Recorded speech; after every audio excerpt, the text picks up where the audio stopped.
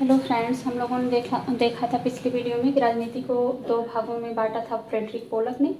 राजनीति सिद्धांत को भी दो भागों में बांटा गया है और राजनीति पर महत्वपूर्ण कथन कौन कौन से हैं कि जो कि टीजीटी एग्जाम में पॉलिटिकल साइंस के और पीजीटी में भी अक्सर करके पूछा जाता है। तो हम देख लेते हैं महत्वपूर्ण कथन।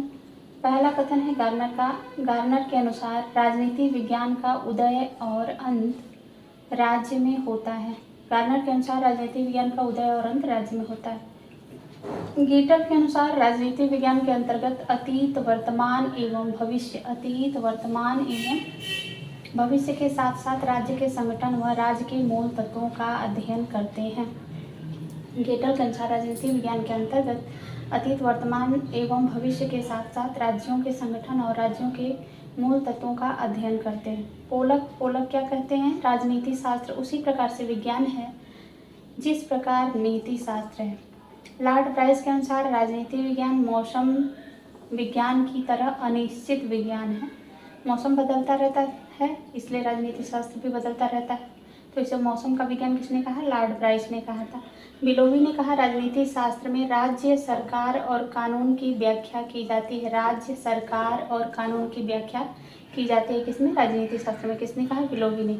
आधुनिक राजनीति सिद्धांत व्यवहारवादी, जिसे कि व्यवहारवादी राजनीति शास्त्र कहा जाता है, 20वीं शताब्दी में सामने आया था। इस सिद्धांत की विशेषताएं हम लोगों ने तो देख तो लिया था, लेकिन एक बार इसका थोड़ा सा ओवरव्यू दिमाग में रखेंगे क्योंकि आगे की चीज़ें आसान होगी। तो आधुनिक राजनीति सिद्धांत की विशेषता क्या थी कि यह अनुभवमूलक पद्धति पर आधारित है। किस पे आधारित है? अनुभवमूलक पद्धति, यानी कि वैज्ञानिक पद्धति पर आधारित है, यानी कि प्रूव्ड बिहेवियर पर आधारित है। आगमन पद्धति पर आधारित है, प्राकृतिक विज्ञान पर आधारित है। कौन सा? आधुनिक राजनीति सिद्धांत। और इसके ठीक विपरीत है परंपरागत राजनीतिक सिद्धांत।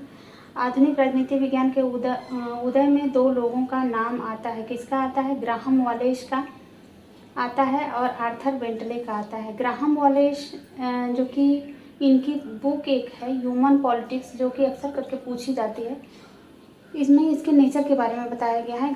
आर्थर बेंटले की पुस्तक है द प्रोसेस ऑफ गवर्नमेंट, जिसमें सोशल साइंस से कनेक्ट करके राजनीति सिद्धांत को पढ़ा जाता है।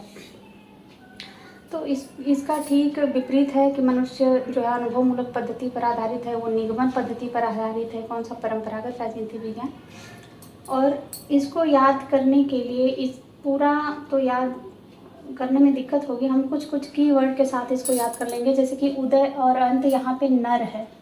नर माने होता है मनुष्य, मनुष्य का अंत भी होता है, और उदय माने जन्म भी होता है। तो इसको ऐसे जोड़ सकते हैं, उदय और अंत, नर का उदय और अंत, यानी कि राजनीति विज्ञान उदय और अंत राज्य से होता है। गार्नर की परिभाषा है।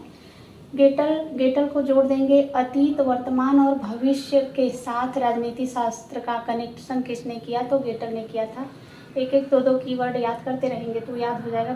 पोलक जो है राजनीति विज्ञान को नीति शास्त्र से मिलाया किसने? पोलक। नीति शास्त्र से मिलाकर किसने परिभाषा दी? पोलक ने दिया था।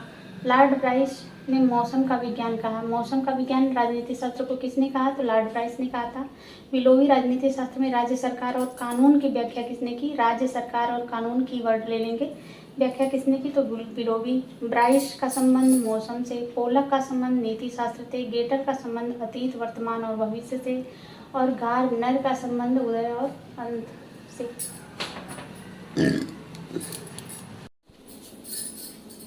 ग्राहम वॉलेस की पुस्तक ह्यूमन नेचर इन पॉलिटिक्स है, जो कि मनोविज्ञान पर आधारित है।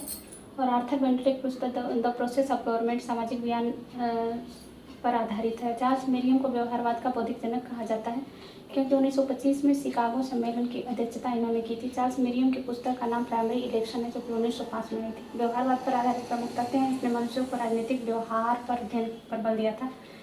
राजनीति विज्ञान को मूल निष्कर्ष बनाने का प्रयास किया। राजनीति विज्ञान को प्राकृतिक विज्ञान पर आधारित बताया व्यवहारवाद। और रॉबर्ट डहल के अनुसार व्यवहारवाद परंपरागत राजनीति विज्ञान का में आंदोलन है। जो 1925 में शिकागो सम्मेलन हुआ था, उस समय राजनीति पे अध्ययन किया गया था। उस समय की राजनीति को शक्तिशाली राजनीति विज्ञान यानी कि पावर पॉलिटिक्स कहा गया।